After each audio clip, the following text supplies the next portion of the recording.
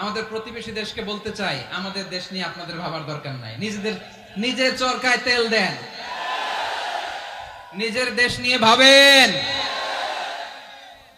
গত মাসের voice of আমেরিকার রিপোর্ট, বাংলাদেশে সংখ্যালঘু জনগোষ্ঠী আগের চেয়ে বেশি নিরাপত্তা পাচ্ছে। Report voice of America, Muslim report নাকি মুসলিম জরিপ, ভয়েস অফ আমেরিকা। কথা বুঝে নাই বোধহয়। ভয়েস অফ আমেরিকা কি আমাদের রিপোর্ট না?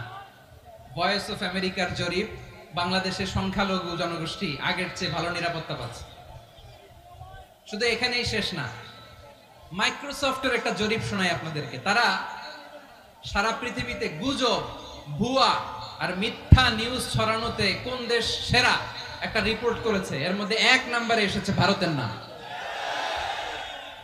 মাইক্রোসফট তো মুসলমানরা চালায় না? কথা বোঝে নাই বোধহয়।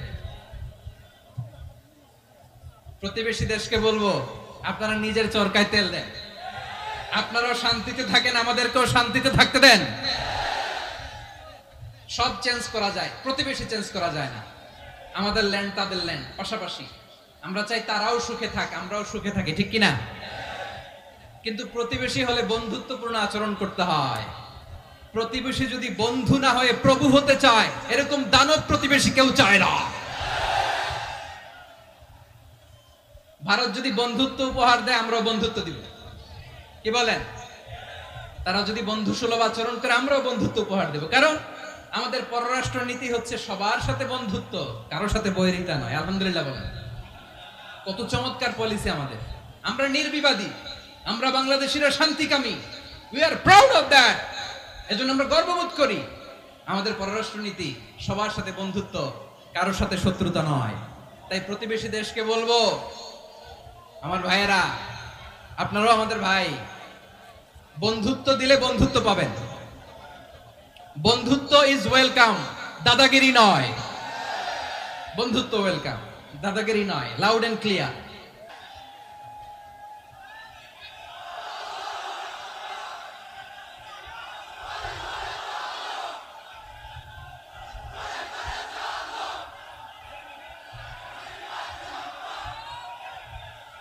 প্রিয় ভাইয়েরা, আমরা বন্ধুত্বে বিশ্বাসী, শত্রুতায় নই, ঠিক কিনা বলেন?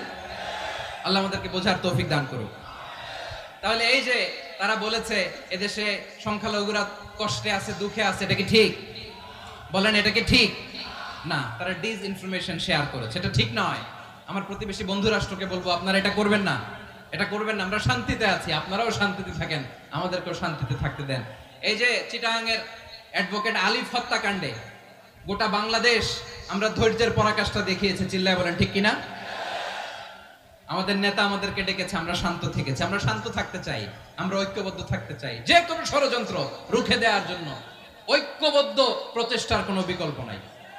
তাই আজকের আলোচনার ছোট্ট একটা টপিক আমি শিরোনাম ঠিক করেছি, আমাদের জীবনে, সমাজ জীবনে, ধর্মীয় জীবনে, রাষ্ট্রীয় জীবনে ঐক্যবদ্ধ থাকার গুরুত্ব। এবার আওয়াজ করে পেকুয়ার ভাইয়েরা বলেন, আমরা ঐক্যবদ্ধ জীবনযাপন করতে চাই কি চাই না?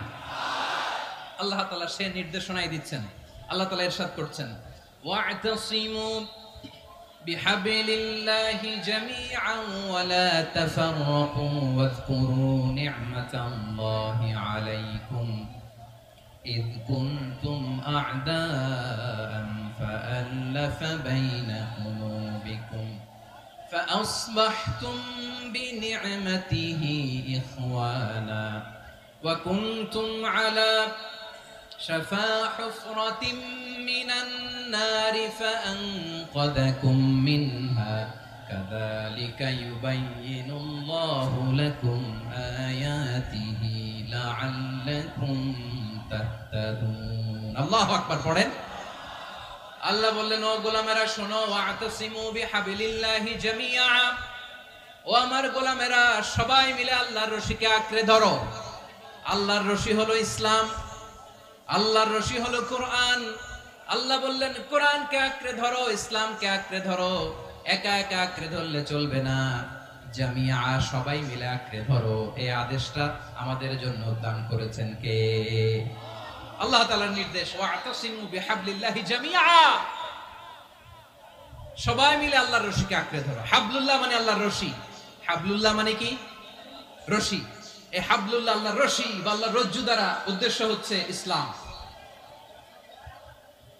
আল্লাহর রশি দ্বারা উদ্দেশ্য কি?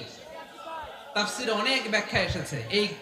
এরকম পরিস্থিতিতে তাফসিরের সূক্ষ্ম সূক্ষ্ম বিষয়গুলো আমরা শোনাতে চাই, কিন্তু পরিবেশ হয়ে ওঠে না। আল্লাহর রজ্জু বা আল্লাহর রশি দ্বারা উদ্দেশ্য হচ্ছে ইসলাম। আল্লাহর রজ্জু বা আল্লাহর রশি দ্বারা উদ্দেশ্য হচ্ছে কোরআন। কারণ কোরআন আমাদেরকে ঐক্যবদ্ধ করে, ইসলাম আমাদেরকে ঐক্যবদ্ধ করে। চিল্লায় বলেন ঠিক কিনা? এজন্য আল্লাহ বললেন, তোমরা আমার রশিকে আঁকড়ে ধরো, বিচ্ছিন্ন হয়ে না। আমার দেয়া নেয়ামতগুলো স্মরণ করো। যখন তোমরা ছিলে শত্রু, তোমাদের মধ্যে হৃদয়ে আমি আল্লাহ ভালোবাসা ঢেলে দিলাম, ফলে তোমরা সবাই ভাই ভাই হয়ে গেলে।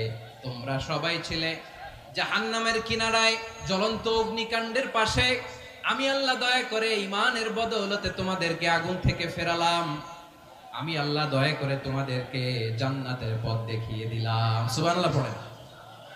এমন পথ দেখালাম যেই পথ তোমাদেরকে জান্নাতে নিয়ে যাবে, পথের দিশা তোমরা পাবে। লাআল্লাকুম তাহতাদুন। প্রিয় ভাইরা, তাহলে আমাদের যে ঐক্যবদ্ধ থাকতে হবে, এই নির্দেশটা কার? নাকি মন মতো আমি বানায় বলতেছি? আওয়াজ করে বলুন, নির্দেশটা কার?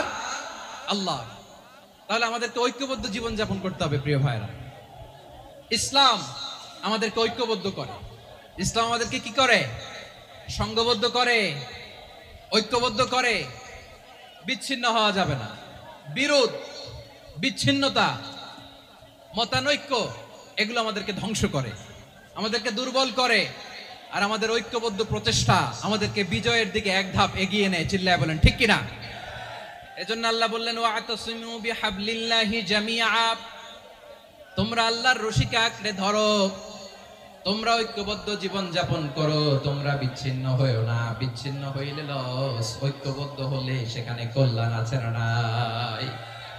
মাইকে কি সমস্যা হয়েছে কোনো? হ্যাঁ, এবার ঠিক আছে। প্রিয় ভাইরা, শেষ করে দেই না? তাইলে শেষ করে দিব তো। গত 2 দিন আগে এসে বসে আছেন, আর আমি আসার 20 মিনিটের মধ্যে উঠে যাচ্ছেন কেন? আর সহ্য হচ্ছে না? আর পারতেছেন না? হ্যাঁ, বসেন। যাদের খুব জরুরত তাদেরকে বের হইতে দেন।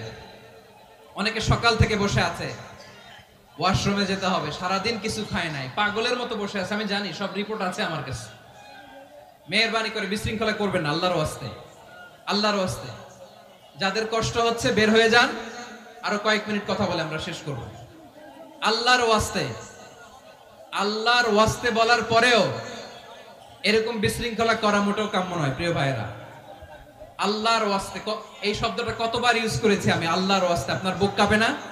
হ্যাঁ, ভয় হয় না আল্লাহর? একটু থামেন, একটু থামেন, মেহেরবানি করে, মেহেরবানি করে। এই তো, হ্যাঁ, মাশাআল্লাহ। আল্লাহর ওয়াস্তে ঐক্যবদ্ধ হতে হবে আমাদেরকে। আদেশটা কার? একটু আওয়াজ করবেন। ঐক্যবদ্ধ জীবন যাপন করতে হবে। আদেশটা কার? আমাদের আগে যে সমস্ত জাতিগোষ্ঠী ধ্বংস হয়েছে, বিভেদের কারণে হয়েছে। বিশ্বনবী বলেন, বুখারীর বর্ণনা, ফাইন্নামা আহলাকাল্লাযীনা মিন ক্বাবলিকুম কাসরাতু মাসাইলিহিম ওয়া ইখতিলাফুহুম আলা আমবিয়াইহিম। তোমাদের আগে ইহুদি নাসারারা যারা ধ্বংস হয়েছে, আমার গজবে উপনীত হয়েছে, 2টা কারণ ছিল। নাম্বার 1, কাসরাতু মাসাইলিহিম, বেশি প্রশ্ন করত, প্রয়োজনে অপ্রয়োজনে নবীরে প্রশ্ন করে আটকাইতে চাইতো, এরকম ডাকাত ছিল তারা।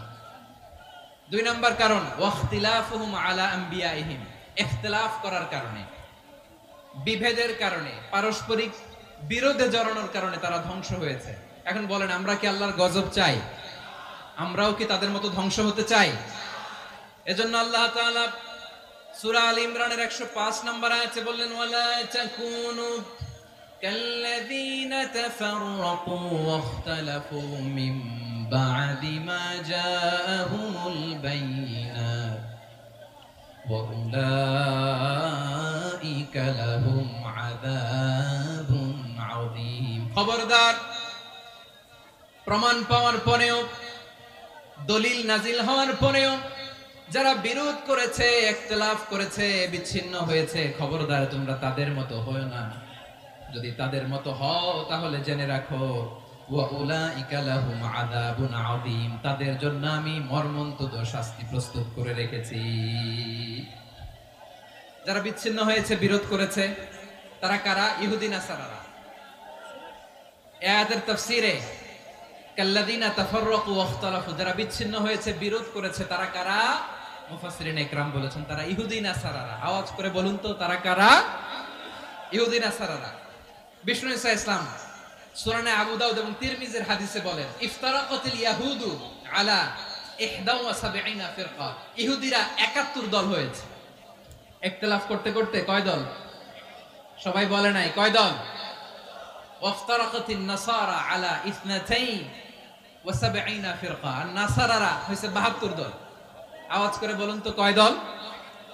ওয়াসাতাফতারিকু হাদিহিল উম্মাহ বি73 ফিরকা। আর বিশ্বনবী আফসোস করে বলেন, আমার উম্মত হবে 73 দল। ইহুদি 71 দল, নাসারা 72 দল, আর আমার উম্মত, বুঝে থাকলে আওয়াজ করে বলেন। বিশ্বনবী বলেছেন আমার উম্মত ভাগ হবে কয় দলে? কুল্লুহা ফিন্নার, সব জাহান্নামে যাবে, ইল্লা ওয়াহিদা, একটা দল ছাড়া। সাহাবারা বললেন, মান হিয়া ইয়া রাসূলুল্লাহ, সে নাজাত প্রাপ্ত জান্নাতি দল কোনটা? আপনি কি আমাদের বলবেন না? আপনি মেহেরবানি করে একটু বলে দেন তারা কারা? বিশ্বনবী বললেন, মা আনা আলাইহি ওয়া আসহাবি, আমি এবং আমার সাহাবারা যেই মতের উপর, যেই পথের উপর আছে, এই মত এবং পথের উপর যারা থাকবে তারাই জান্নাতের দল হয়ে যাবে।